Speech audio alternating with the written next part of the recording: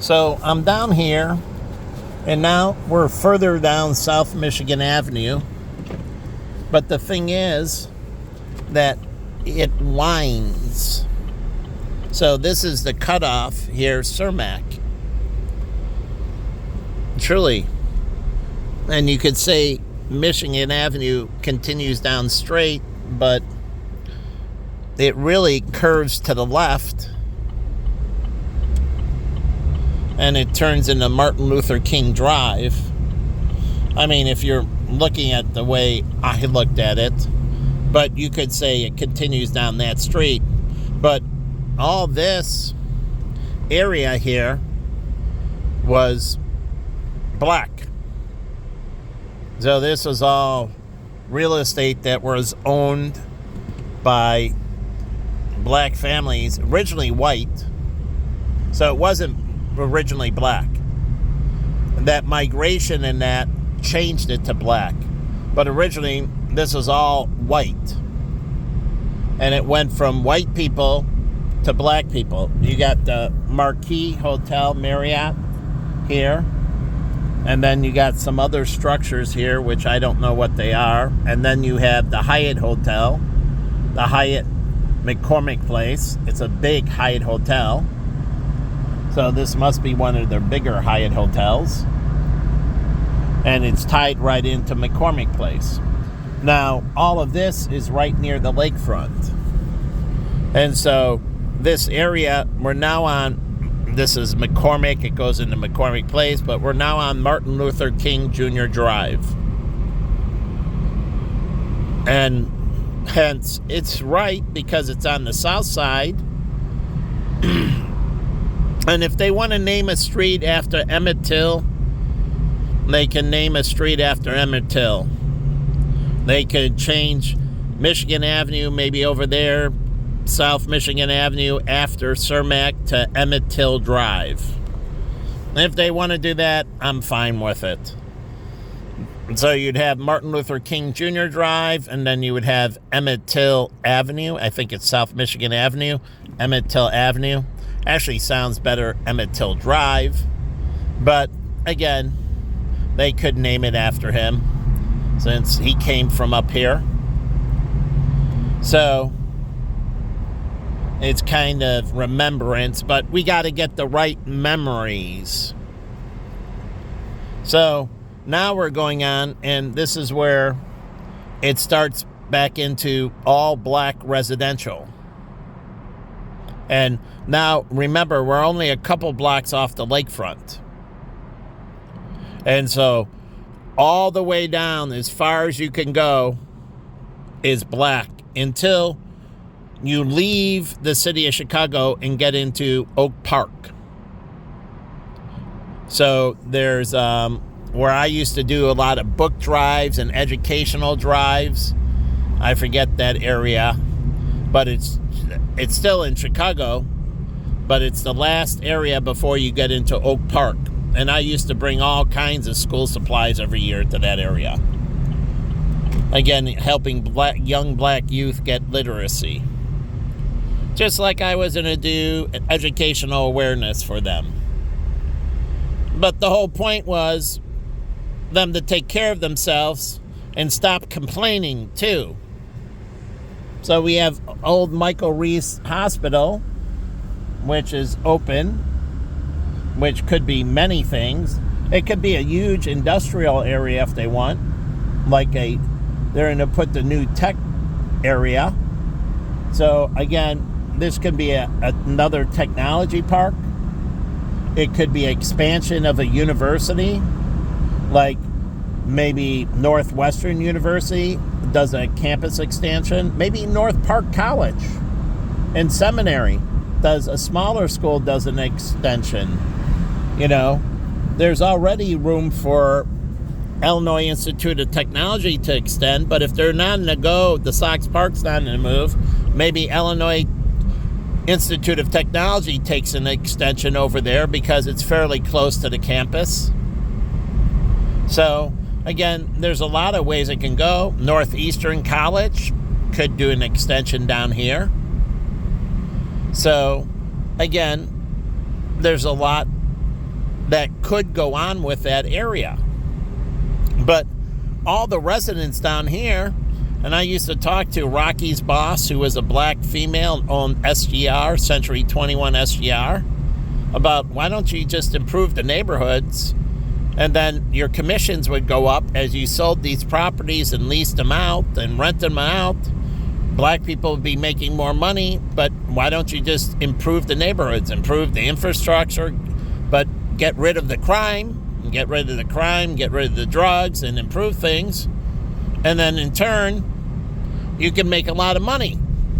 Now, on the back end, you're going to have higher property taxes,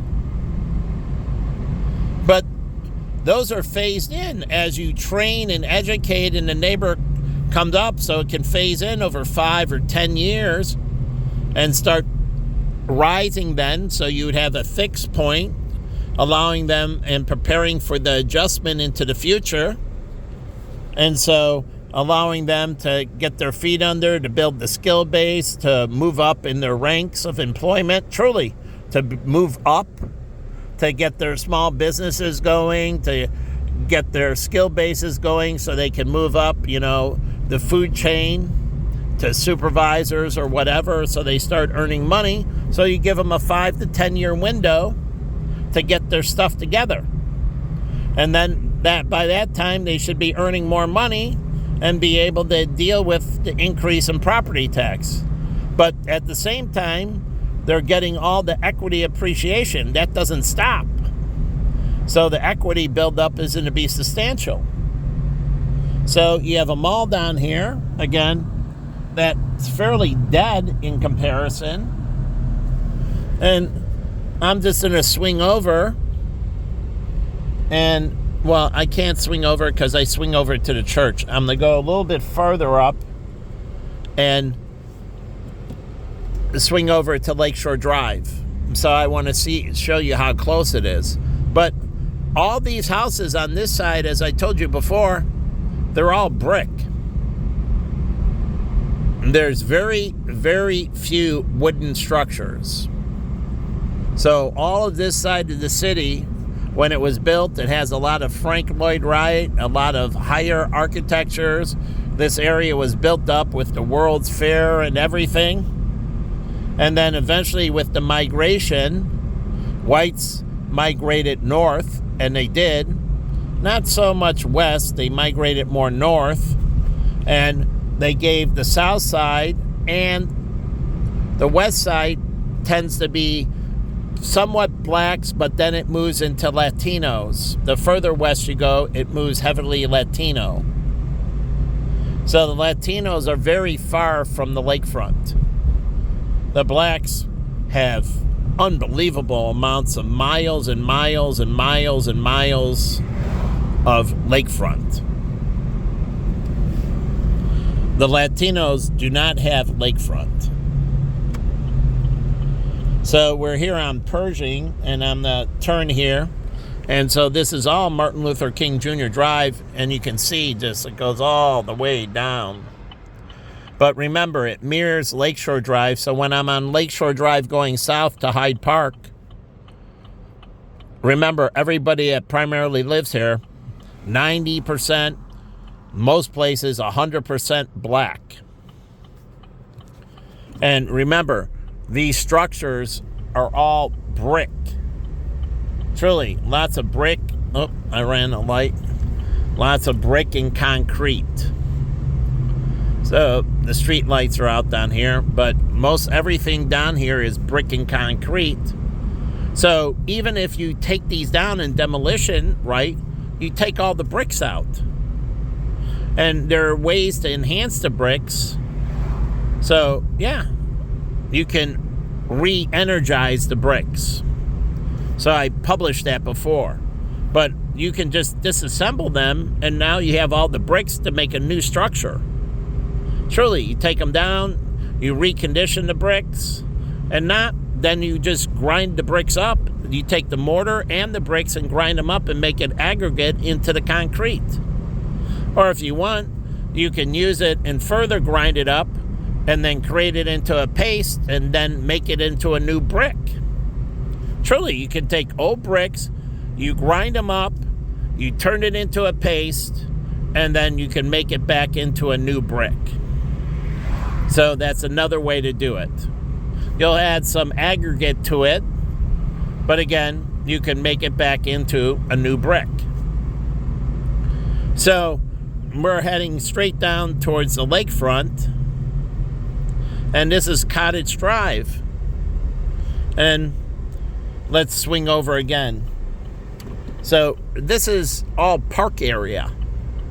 So the one thing they inherited, because Montgomery Ward and all them, truly, all these big white industrialists, Montgomery Ward started the Friends for the Parks and everything. They inherited all these parks. So when I'm talking about reparations, and you're talking about reparations, this is what I see as massive reparations. This is unbelievable amount of incredibly valuable land that all these buildings and structures, that the wood and all that, back then they used oak, and really they used some superior wood. So you can grind that up and turn it into mulch and turn it into particle board. So when you take the wood out, even the wood frames for the windows and that, you can grind it up and turn it into particle board. And then the glass, if it's broken, you can grind that up and turn it into aggregate that goes into concrete. Truly, any broken glass, or if it's just not good anymore, too weak in that, you just grind it up and you turn it into aggregate and go into concrete. But if you want, you can just grind up the glass into aggregate, then melt it down and reform it as glass. Oh yeah, you just grind up the glass into a powder, and then you melt it, and then you recast it as new glass. So again, you can do that as well. So all of this can be rejuvenated and added back into to make new structures. So that means when you're rebuilding and rejuvenating an area, you're substantially lowering the cost, and you're working with Mother Nature, so we're not pillaging everything from the earth. Truly. And so all of this gets put back into the system, reprocessed and rejuvenated, and then it can be sold as new, because you melt down the glass and everything, and you put in new aggregate with it, and basically it can be sold as a new window. So the moon is out, and it's mostly covered. So that means the earth is blocking the moon. Yeah, the sun is at a point where it's not. So that side of the earth is getting a lot of direct sunlight. Oh yeah, we're not. But the side of the earth to the sun, because the sun is sitting lower, is getting a lot of direct sunlight. The sun is not above the earth. It's even with the earth or below the earth. The moon sits up at a rotation above, and so that means the sun is either level or below. But to have that little cast, it's basically a little bit even and a little bit to the left of the earth. So looking at it, the sun would be below, and I'll show you the crest, but the sun would be below, meaning below the horizon, even with the earth, and a little bit to the left. A little bit to the left, because outside of the earth, so you get the sunlight that's hitting it, giving it that little crown. So that's where the sun's position is. So if you want to know where the sun is, comparison to the earth, just watch how the moon changes. So we're down here, and I ran into a dead end. But here's some overpass for something which I have no idea. It's some bike flyover. So it's all by the lake.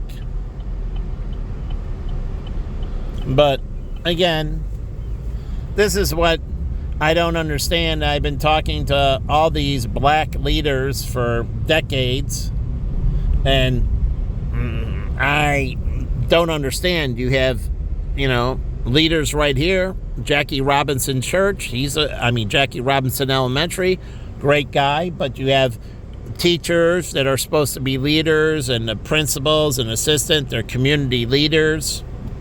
And I don't know if they're black, but, they could be. And I'm saying, but either way, they're leaders of the community. And I guess I'll go down this street. So I could have went down that street. But what I'm looking for is my way back to the lake. So, again, you can see all the buildings down here. And, again, it's Sunday morning, so it should be really quiet. Even people that do drugs, usually Sunday morning is a pretty slow time. So, again, it's the lowest time for crime. It's the lowest time for everything. It tends to be very quiet. Between, I think, 2 and 4. Now it's 4:11. It starts a little bit. People start getting a little more active. But between 2 and 4 on a Monday morning after Sunday night, it tends to get quiet. Unbelievably still.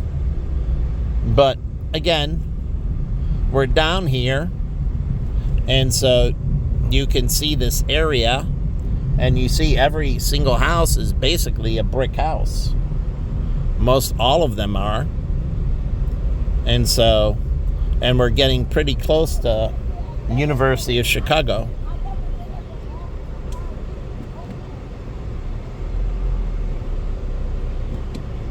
So the closer you get down here, the closer you get to University of Chicago, and you move into Hyde Park, which is still in Chicago. So another school down here. So again, I don't know, black girls getting good foundational education. I don't know, they're great jobs. A great mother. Being a teacher is a great job for a mother. So, anyways, the whole thing here, now we're at 47th Street. And let's see if I can get up to the lakefront.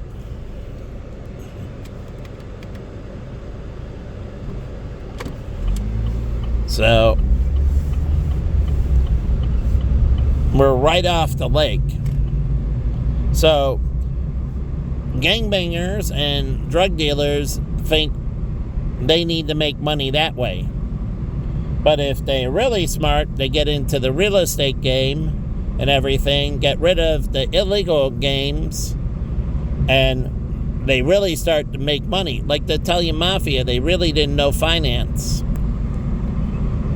So they thought they were making good money, but they weren't. They were taking too much risk, making too little income, and basically most of the people you do business with hate your guts. So again, we're right here by Hyde Park. So there's a little pancake house over here I used to go to. So again, nice little mall right up here by the lakefront. And then you have a mosaic on one side and nice little, artwork in that. It's how you can express yourself. Cornell, I used to come down here for my client, John Sims. This is how I used to get back to Lakeshore Drive, take Cornell. But let's just go down Lakeshore Drive a little further. And we're taking, now, the flip side of this, they got the other side of the city in Rogers Park, which is primarily black up that way by the lakefront. And so they own the city. Everything in between tends to be more white. and the blacks are on both sides. So the whites are in between them in the city of Chicago, and the blacks are on the far north side in Rogers Park, and then on the south side. And then they have one of the most distinguished universities in the world, the University of Chicago, but they don't really reap benefit from it. Obama used to teach law at the University of Chicago. I don't know, he went to Harvard Law. I don't know where he went to undergraduate, President Obama. But here's the exit for the University of Chicago. And then there's a flyover here for bikes and pedestrians, and bicycles and pedestrians, and that side is the lake. So the other side of Lakeshore Drive, that's all lakefront. And I used to go down here, I'll stay on the drive, I used to go down here with Team Wonderful. Na ran with Team Wonderful. Now, Na is Asian, but she ran with a group of primarily black females. Truly, it was her as an Asian, and the rest were black females. I think there might have been a couple of black males, but primarily black females, and they were called Team Wonderful. And when I was going through my hard time, we went jogging with them as they were preparing, as Na ran the Chicago Marathon in 2005 with Jen, and she ran with Team Wonderful with a group of black people. So I don't know how she got involved with Team Wonderful, but I ran with them, and then we ate afterwards in Hyde Park at a cafe, which I found out was a friend of mine who became a friend, Sam, who used to manage at Panera. His uncle owned that little cafe, and there's a whole story into that where it needed to be, he didn't want to release the land to the University of Chicago, and it held up the development.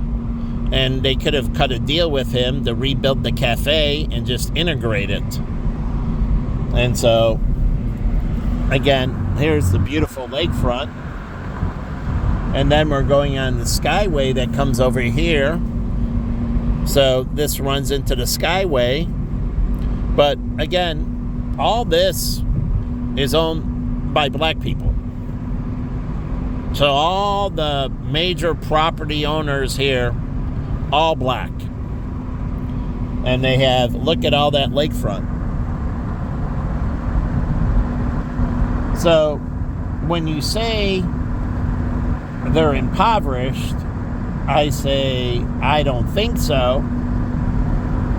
And so if they're poor, that's because they're poor, because they want to be poor.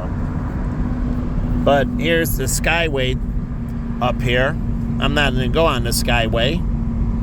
But you got University of Chicago. You got an incredible lakefront. There's a harbor up here.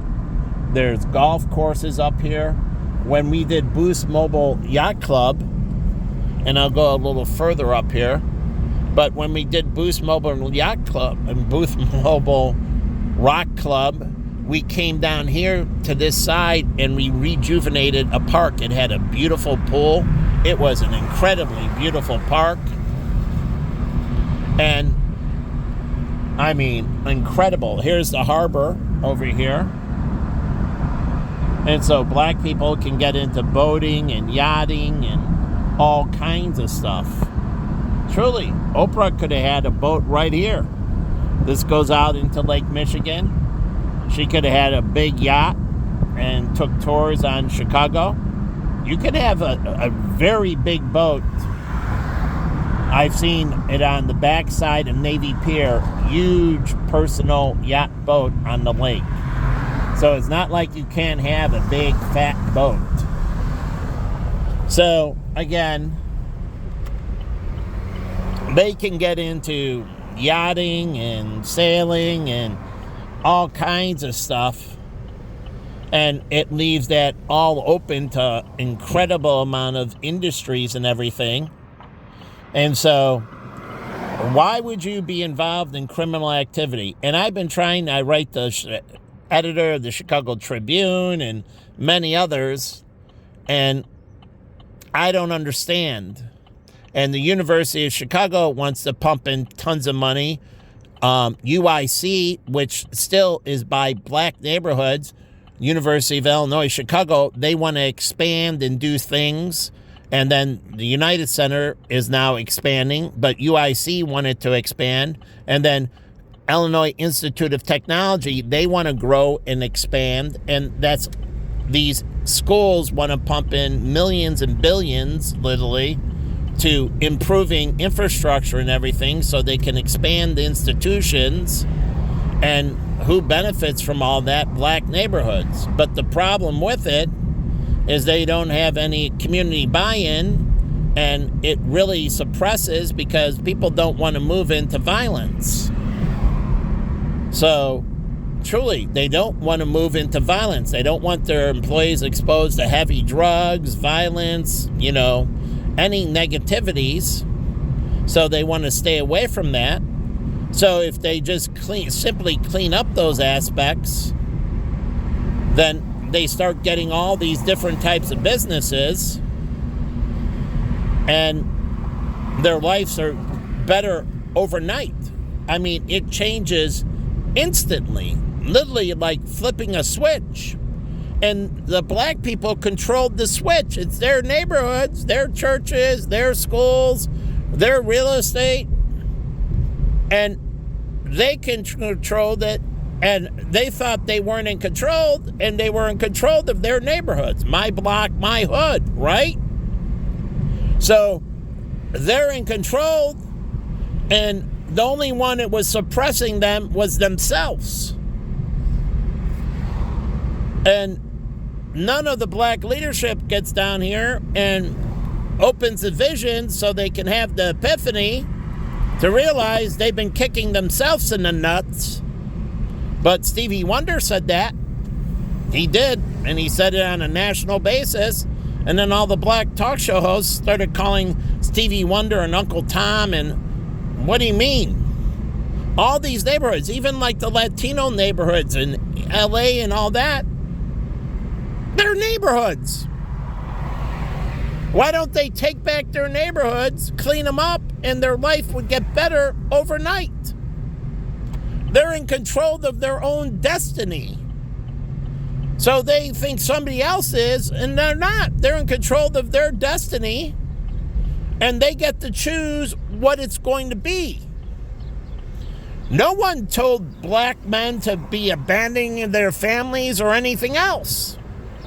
They made all those choices, and that's where I go back to Thomas, and he said that. They made all those willing choices to do these things that destroyed themselves, and these people at the top, they benefited, they cut deals, and they didn't care. So they made a lot of money, University of Chicago outpatient medicine. So they made a lot of money off of their misery. And that's why I hated Al Sharpton and others, because they weren't interested in solving the problems. They wanted unrest so they could make a lot of money off the unrest. And that's what Martin Luther King was different. And that's where I give him the benefit. He didn't want the unrest. He wanted people to realize the opportunities between the white and black community. But there are a lot of bad people, just like the terrorists in the Middle East. They make a lot of money on incredible misery. And if you take away the misery, then their organizations get destroyed. You dismantle the gangs. I gave you the stuff in Philadelphia where they were studying the black gangs and they were suppressing the black students from a good education, because if they got an education, they had career opportunities and they didn't need the gangs to make money. So the gangbanger leadership, which was black, suppressed the school. That's why we have safe passage here. They don't want them to go to school. They don't want them to be literate. They don't want them to be educated. So if they're not educated, they're not literate, then the gangbanger, it's the same thing with the cartels, the Mexican mafia, the Mexican gangs. Their gang is suppression of your education. And when they suppress your education, they take away your tools to make money only through criminal activity. Very limited, so you get dishwashing, bottom-end jobs, and you feel disgruntled, and you feel like society did you wrong, and it's all of them doing you wrong. Your society's not. They're just playing the game. And you don't know that it's them that's driving all the horrible things that are happening with you. And that's black leadership. Oh yeah, the black disciples and all that, that's black leadership. And they were playing the games, suppressing. Because if you got out of that and got an education and kept your nose clean and everything, and look at this. I mean, it's incredible. Looking back in the city, the views back to the city and that along the curve of the lake. And you remember the lake curves out. Remember, if you see a map, how it bends around. So it starts bending around, and you start getting more and more property as you go further south. The lake starts bending and curving inward because it's at the end of the lake. It starts curving inward, and you get these amazing views looking north. It's incredible. So you get a lot of amazing views looking over the lake from out here. So you're talking some incredible development you can do on the lakefront, even with beaches and everything else. I mean, parks, whatever you want to do, whatever type, it will have incredible, amazing views. It's just incredible. So, but again, I published an article on Facebook. There was one writer in Philadelphia that did the study, but again, it was their own people suppressing them, because then they go into the criminal organizations and then they can use them, and then they want to make sure that everybody else doesn't get off and they stay miserable. So they buy the liquor, they buy the drugs, they do the violence, and it's a perpetual cycle. And so they want the negativity. They want you to internally have violence, externally have violence, so they can make money. And that's what's been going on, but they don't talk about it at the churches or anything. And so you see this, and it's the same thing. You can go down to El Salvador or anywhere.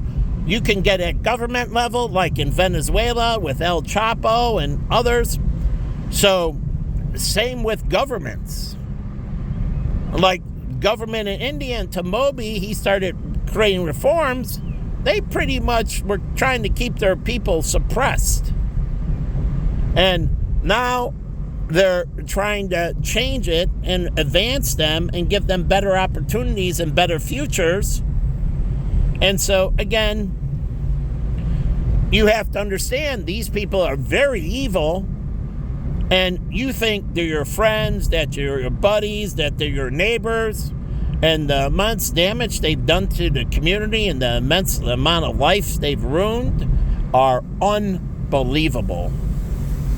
But they do look like you. It happened the same way in the white community, the poor whites. They got the same thing. So you got the 20 million poor whites, and you get the pocket, and then you get the leadership. And it's the same thing. Keep them in misery, keep them suppressed, and then you can get the violence, and then you can get the drug money, and then you can get all this prostitution, you name it. And so all the money from the evil. And the lawyers in the criminal systems and the judges that work, they don't care. They weren't on reforming the system. They like filling up the cells. Their buddies were in the prison business, and they were getting lots of money by pumping people into the prison and filling them up. And they were getting, all the stuff, training guards and employing them and just pumping them in. And that's what they were doing. So it was feeding the beast. Truly, it was feeding the beast. And so that was all going on. And you think these people are your friends, and they weren't your friends. Like the movie Brubaker, about the prison. And they had all this going on, and the administration and the prison board and all that were in on it. And they were just feeding the beast. They weren't into reforming and rebuilding or anything else. And so they were really into this thing about feeding their machine. These industries need to shrink. They need to shrink. They need to be truly in it to reform and revitalize and do the right things. And they haven't. These governments, like in Detroit, it went down into the pit. Those people that were leading it in Detroit were doing all kinds of internal crimes. No matter how much the Detroit was getting downgraded and how poor it was and all the negative things, those people were paying them more and just feeding off of it and feeding off. And they walk away with a lot of money. So everybody else gets bankrupt, but they leave with a pot of gold. So everybody else got left with all kinds of decay, and that's the black population. That was their own leadership, and their leadership walked away filthy rich. And the rest of the black community got stuck in unbelievable misery. Their property's worth nothing, their schools decay all over the place. And so you think Thomas was a bad guy as a black economist starting to call all this out, and they just formed the hate groups against him and everything else so they could try to suppress the truth. And so they use all these things to suppress the truth. And so you don't see it, but it went on the same in the Hispanic, the same in the blacks, it's going on the same in the Arab community, and it goes on in different parts of Asian countries. So believe me, you can spot it, and they do the same old thing. But the thing is, those that don't understand the past are damned to repeat them, and they don't see these people for who they truly are. And they're truly evil people. Seriously, look at this beautiful lake. And you got the colored horizon. And all of this is controlled by black people. And it's worth unbelievable billions, trillions, depending on where it goes. Truly, billions to trillions in real estate. So you're talking lots of money, unbelievable money. So, again, what reparations? They have this, and the universities all want to pump money into it, and they want these areas to revitalize. University of Chicago, I sat with people that work for the endowment fund in that. They were in my classes at the University of Chicago. Part of working for the endowment for the University of Chicago, you get free education. Oh yeah, the classes, they pay for you to go to the school for free. So it's just one of the perks if you work for the endowment fund. I don't know how it works for Yale Endowment Fund, but I would assume the same. They want their people to be as sharp as possible. So they don't want any barriers to education. So you get beautiful views of the lake and that, but this is all area right here, Hyde Park. More Nobel Prize winners than any other university in the world. The most Nobel Prize of any university in the world. So, again, I mean, you're talking unprecedented, and they want to pump unbelievable amount of money because they want to recruit top talent into the university. They want the grad school to expand. They want the undergraduate school to expand. They want to recruit amazing talent. University of Illinois, Chicago, same thing. Illinois Institute of Technology, same thing. Those three schools are in all black neighborhoods, and they want to recruit amazing talent. And they're very good educational institutions. Very good educational institutions. So they can attract world-class talent, but they also need the amenities and neighborhoods and that to be where people feel safe and secure. They don't want to go to places where they're going to get an education and be shot. What good is that? It's a waste of money, waste of time, right? Spend all that money, all that time, all that energy, and then some vagrant comes up to you and kills you. There goes that. So I'd rather take a second-rate education where it's safe than try to get a first-rate education where I'm going to be killed. So again, look at this view back on the city. So go ahead. I put all the stuff with the universities. You can look it up. They're all wanting to pump incredible amounts of money into revitalization. And they want to grow. And if the black community gets on board, they're going to be the number one benefactors. But who's going to benefit on the second? Property taxes are going to come down, truly.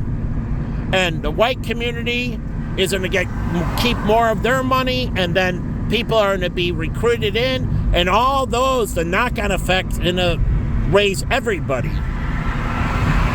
But yeah, one segment will initially get more, and then as it raises, the other segments get more. So a rising tide raises all boats. It starts with raising some, and then it eventually starts raising all boats. The knock-on effect or the trickle-on effect. So you'll get all this positive knock-on effect. But yeah, the black people will reap the most, and the universities will benefit the most. So the universities and the black people around here will benefit the most, and then everybody else will benefit secondary. As it rises, they will. Illinois will become more prominent, more prestigious, will become more incredible. So it's all up to them. They control it. Most of the football players, right, they're black. Most of the basketball players, they're black. And where are the two stadiums? On the southwest side is the United Center. On the south side of the city is Soldier Field. And so I'm talking about the players are mostly black. 57% of the NFL, 70-something% of the NBA. So who benefits? The black players can benefit the community. The community who is black can benefit the black players. And then it benefits the ownership, which tends to be more non-black, and the coaches tend to be more non-black. And so, again, everybody gets it, some more directly, some more indirectly. And Chinatown will prosper great if the black community gets off town. So the Chinese community there, Chinatown, it will unbelievably prosper. They don't have to worry about anything around it because everything around it's coming up, and it will raise all the property values in Chinatown. So that whole Chinese community will benefit incredibly. So it's only in their vested interest.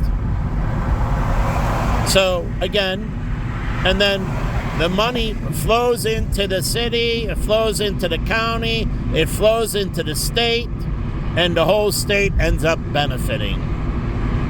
Truly, because eventually you're talking about turning things into billions and billions and billions and billions and billions of newfound wealth.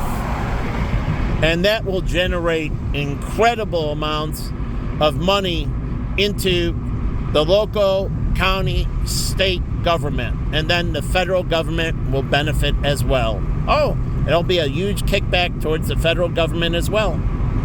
That'll be more down the road, but eventually the federal government will get a huge kickback. And so I don't understand what they're thinking. Truly. Now this is 55, and it goes into the west side. Again, and you go further west, you get into the Hispanic area. But the Hispanic area is southwest of the city. Hispanic area, the big Hispanic area in the city is southwest. So it's more west and south. But they have a big side of there. And so, again, it ends up benefiting everybody. They can have all kinds of Latino, truly, here, all kinds of McCormick Center, all kinds of conventions for all kinds of things going on in Latin America. Erica, she's Korean, she's Asian. She goes down to Brazil all the time to find deals with a shoe manufacturer for her that makes shoes for Ikera, who is Chicago's very own. But she travels to Brazil because she has her own brand as well in her stores, and the shoes are made in Brazil. So she gets her shoes made in Brazil. She was in 2000, when I was going on mission to Africa, Erica was in the international terminal, and I told Jen I saw her, and she said, oh yeah, Erica is going down to Brazil because she's looking for this shoe manufacturer she found out, and so on. And so she had shoes made for her own brand, and she distributes them in her store. They come from Brazil, from my understanding. That's what Jennifer told me. But she's an Asian here from Chicago, and she does business with Brazil. So they can have things about doing business in Latin America. So now we're back moving into the South Loop. And then you have the new stadium that's supposed to go up and make this an amazing entertainment district. So they talk about the mega projects going on in Arizona. Okay, that's great. We have meta projects going on here. But also, I guess we got a lot of stupid drivers. I mean, I'm on the video, but I'm watching the road. These people got two eyes on the road, and they still drive horribly. Go figure. We got to improve the driving test. Make it more stringent. I mean, these people drive like animals. I mean, I blame the Department of Motor Vehicles. I gave them all the testing and everything else. Start making it harder to get a driver's license. Get these freaking pieces of garbage off the road. Truly, if Jesse White was in, I'd be talking to him. Now we have a new one, and he should be raising the standards, making the test harder.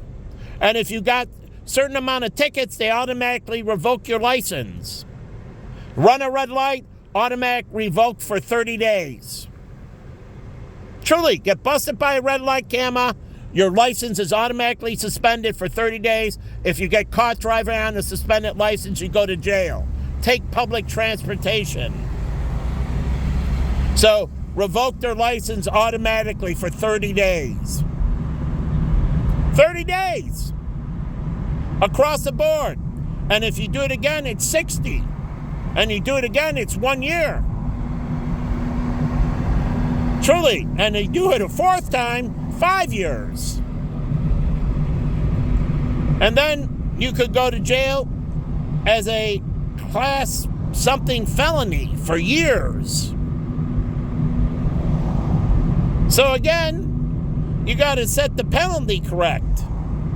So you run it once, truly, intentionally, not by accident, intentionally, you can tell somebody who's running intentionally, and you suspend their license for 30 days. So again, they need to do things to correct this behavior. Here's another harbor, and I'll get off here. But again, this is part of all the entertainment district. So you have Randolph and Wacker here, Navy Pier, straight ahead. This is all the entertainment district. This is where I had my high school graduation party in the Columbia Yacht Club. It was awesome. That boat's been parked there. It's beautiful. I've never had any corporations or anything have parties there. You can have parties on the boat in the winter. Truly. You can have parties on the boat in the winter. So, I don't understand. And this is DuSable Harbor right here. So, let me just film in here. And it says DuSable Harbor. It's hard to see in the camera, so it's too dark. And the inside, it gets too dark, and so it's hard to see. So they need to lighten up the interior, making it easier to see. But you have this Columbia Yacht Club, people out biking, him with his yellow safety and flashing. And here's the DuSable Harbor. All these boats. And again, that's generating an incredible amount of revenue. And all these boats need energy. They need batteries to run. They need electrical wires to run lights and everything else. And again, I don't understand. And so you have this incredible opportunity here to make this an amazing city. And then you have right here, you have Lake Point Tower. So this is the most distinct building in the downtown area because it's the only building east of Lakeshore Drive. And so it's worth a fortune. And it's where it is, there will be no competition for it. So I don't know why they don't revitalize the building. And like I said, having a observation deck and dining room at the top would only make sense. And the Fishers, who own Fisher Nuts, who were my friends, own the penthouse and everything, and they have more than enough money. And so they can turn it into an observation deck, an incredible dining area, gourmet restaurant, observation deck, and it competes with the John Hancock and Sears Tower. So it has unobstructed views of the lake. It has better views of the lake, per se. So, I mean, and then that brings money into the people that own property in the building. It would bring incredible amount of money into the property of the people that own the building. So if they want to do it that way, then that's fine with me. But they need to do something here to raise the image. And you have Casa Margarita. They have a small restaurant right here that's part of Lake Point Tower. And so you can do early morning cruises. You can have a group that does early morning walk on truly Navy Pier. Have walking groups and that does, early morning walks, or you can jog around the pier. Truly, like the student union at the University of Arizona, you jog the loop. And so I think the loop's a mile something. And so I jogged it a couple times. It's 2.4 miles or something like that. So I don't know what the loop is on Navy Pier, but you can walk from the front side to the back side and jog around the pier. And so you can meet at the pier and just jog around, and you get to see the water and the pier down here. And so you can have early morning jogging and walking groups, and then you can have business breakfasts. Truly, all these cruises can have business breakfasts. They can just be the boats, never even leave the dock. Truly, you don't even have to leave the dock. They come up to the boat on the Spirit of Chicago and they come up for breakfasts. Remember, when you don't have cruises, you still have a full restaurant, and it can be a dinner theater. So a breakfast theater, a lunch theater, a dinner theater. When you don't have cruises, like if you don't want to go out in the winter, it's still a full functioning restaurant and entertainment venue. So the Spirit of Chicago and all that can operate all year round, and they can bring people out for dinner theater. Oh yeah, they do all kinds of entertainment and that. So the pier can create incredible amount of revenue from the boats all year round. So the boats, just like, remember the Columbia Yacht Club? It's the same thing. In the wintertime, you can have all kinds of entertainment dinners on the Columbia Yacht Club in the wintertime. So fall, winter, spring, summer. So sometimes if it's raining out and too horrible, and if you know the forecast in front, you say the boat's not going out, but they can come to the pier. You park in Navy Pier, and then you walk outside, and you're in the rain for a little bit, have an umbrella, you get on the boat, and then you have the dinner theater or the breakfast theater or the lunch theater, truly. And so the theatrical district in Chicago, employees from the theatrical district in Chicago can work on the cruise ships because they do song and dance and all kinds of theatrical. So the theatrical district in Chicago can work on the cruise ships. Truly. And so you would have a separate waiter, and you have a wait staff, and then you have the entertainment staff. And so those ships can be incredible. And when they can't go out on the lake, then they just stay in and they book you in harbor. But it's great to go on the boat. I mean, I've been on the Spirit of Chicago several times. My brother went on there independent of me with my mom. He has a picture. I'll take it at the house and post it on Facebook. But again, it's awesome. And all those used to be all my friends. And the girl who runs Navy Pier, I met through Matt Buckus, another friend of mine, and she was the head of Navy Pier. I don't know if she still is. It was a white girl, I forget her name, but she was the head of Navy Pier. But the pier tends to die off. It doesn't need to die off. So the city is vibrant.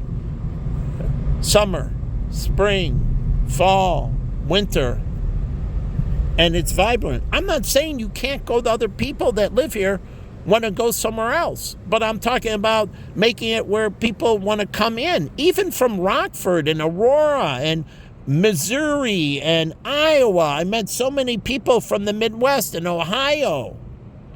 They wanted to come down here, and people from down here want to see other parts of the world and go out there. My small group, we were going to take and go out to Cedar Park in Ohio and go ride the roller coasters. And then we were going to take and go down to New Orleans to do barbecue. Yeah, we were talking about booking a flight for a day, go down to New Orleans, stay one night, go out to this one restaurant, I forget the barbecue place, and eat there and enjoy New Orleans and fly back the next morning. So people from here want to have adventures, and people from there want to have adventures. And so, you know, there's a lot of exchange that can happen through the Midwest and through the United States as well. So it can be, here's the Ronald McDonald House.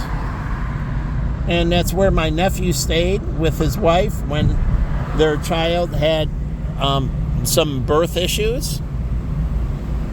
And they stayed at the Ronald McDonald, and they went over they had two older kids, and they took them over constantly to Maggie Daley Park.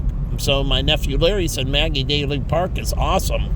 The Parker and Autumn loved Maggie Daley Park.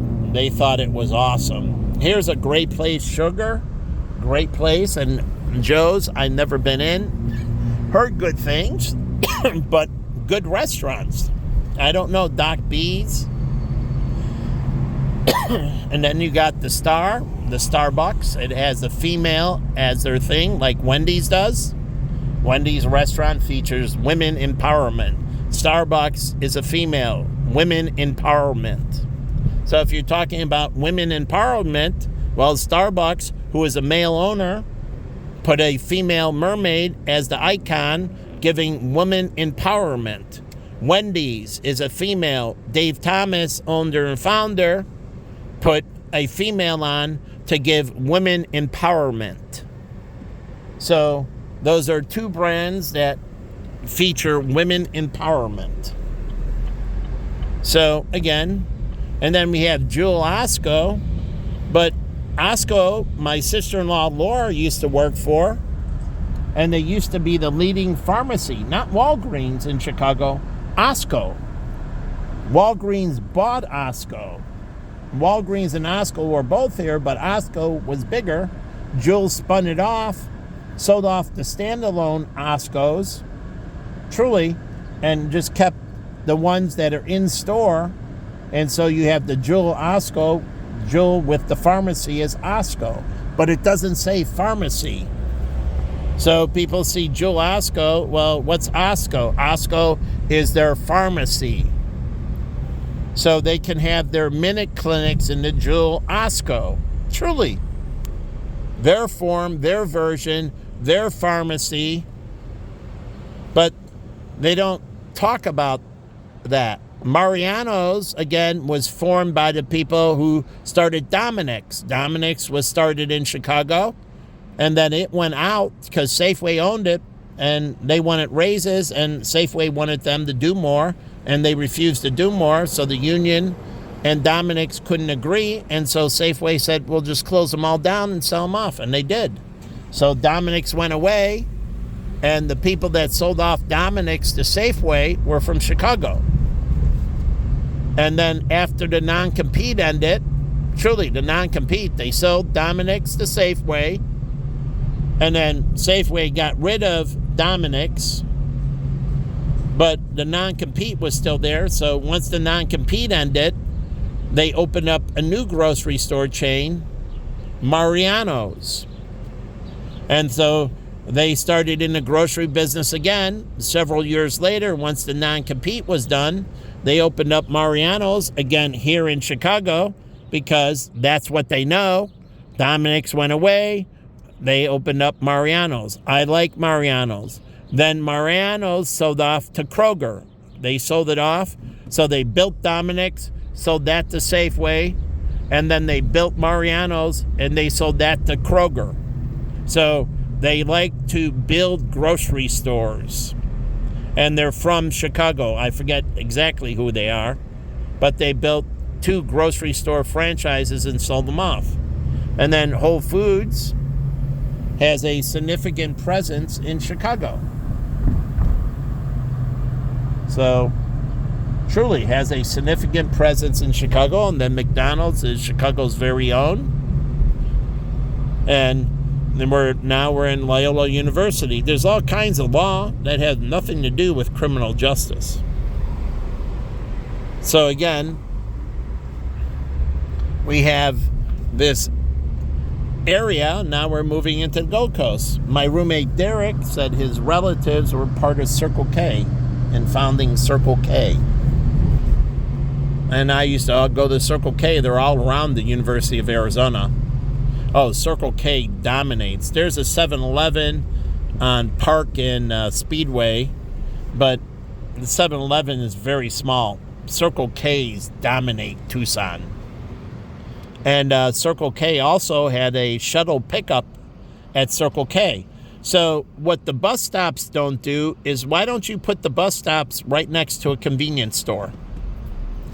Surely. Because what they did with the University of the shuttle that went between the van shuttle that went between Tucson and Phoenix, you pick up at Circle K's. So people go on there while they're waiting. They get food and drink and everything. Now, it would have been nice if they had some benches. But again, they put them at the Circle K's. Now, the bus stops are not near convenience stores, are they? Nope, there's no convenience store near here or there. But people riding the bus, as they wait, they can get a food, drink, snack. And then they can close it up when they get on the bus. And when they get to where they're going, they can open it up again. That's why you have the twist top bottles. The pop cans don't work well. And then the fountain drinks, the thing is, you can't close them up. So, but they have the twist top bottles that work perfectly. And so we take them. They're like, no food or drink. Okay, just put it in my backpack. I twist up the bottle. I put the bottle in. I roll up the thing. It'd be nice if they sold the little clips for the chips in that, because they don't have the little Ziplocs. If they sold a little clip for the potato chips. And then I could have put them, but I just roll up the bag and, fold the top as best I can and stick it in my backpack. Because you're not supposed to eat or drink on the shuttle. So, but when I get to the airport, after I checked in, I take them out and I finish my soda and finish my chips. Or if I had a sandwich, I eat it too. So, again, bus stops near convenience stores, and a convenience store is still a CVS. Those are convenience stores. Walgreens, there's a pharmacy/convenience store. It's a convenience store. They're in the convenience store business. So they work nice near bus stops. So they forget they're a convenience store. They compete head-to-head with 7-Eleven. Head-to-head with 7-Eleven. But they got something that 7-Eleven doesn't have. What? Pharmacy. Supplements. Over-the-counter and pharmaceutical. So they have both. Where 7-Eleven doesn't. And now you have another CVS right here.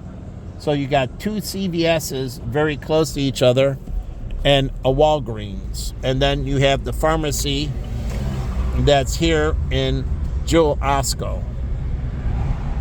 Again, so you got multiple pharmacies and over-the-counters that are very close to each other, but you have a lot of high-rise buildings, right? So, again, understanding this, they don't understand. Their main competition is 7-Eleven and Circle K from the convenience store side. They don't compete with the grocery store. They're competing with the convenience stores. And they need to work like a convenience store on that end. So they have to be a highly competitive CVS and Walgreens, an incredibly competitive convenience store. It's the same with the gas stations. They're a gas station/convenience store. So they have to understand that. And they have to be highly competitive on both sides. Like CVS has to be highly competitive on the pharmacy side as well as on the convenience store side. But those are two separate businesses that are combined under one roof. Two separate businesses that are combined under one roof. And you have to figure out how the integration can benefit. How does people coming in for gasoline benefit the convenience store? How do people coming into the convenience store truly benefit the gasoline business?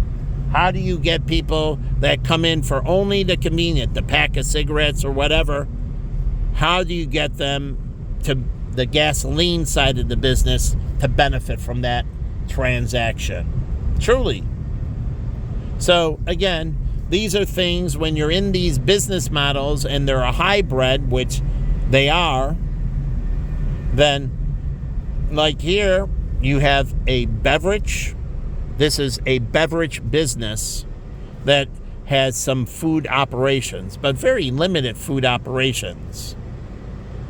So they don't directly compete with Walmart. They don't compete with Wendy's or Burger King or McDonald's directly because their food menu is very limited. They have more substantial quick service for breakfast, lunch, and dinner, and they have very little. So they're a hybrid of a donut shop and some snacks, breakfast food, So it's more like a convenient snack shop. It's a snack shop. It's a beverage business with a snack shop. So you used to have the drugstore with the soda fountain. This is a beverage business with a snack shop. Truly, it's just a snack shop. It has very limited selection. So it's a snack shop and a beverage business. And you have to figure out how you can integrate them to max each other out. But I'm going to leave this here.